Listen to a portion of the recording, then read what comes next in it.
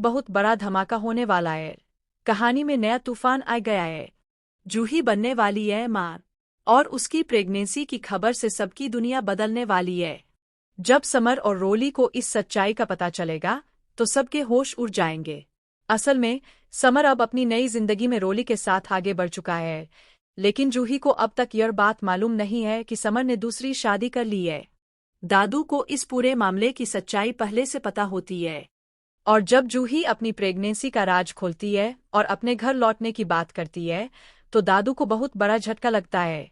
दादू अब ठान लेते हैं कि जूही को सब कुछ बता देना चाहिए।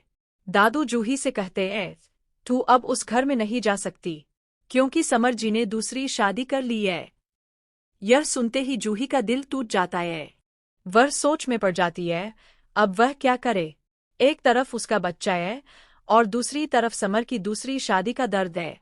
फिर भी जूही हिम्मत करती है और घर लौटने का फैसला करती है। जब जूही घर लौटकर सबके सामने अपनी प्रेगनेंसी की खबर सुनाती है तो सबका चेहरा देखने लायक होता है। रोली किसी भी कीमत पर अब अपना घर छोड़ने को तैयार नहीं है। वही रूही की जिंदगी में पहले से ही तूफान मचा हुआ है।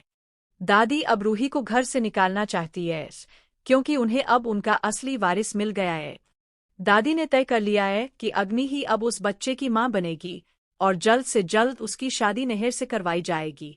लेकिन जूही की वापसी से हालात पूरी तरह बदल जाएंगे।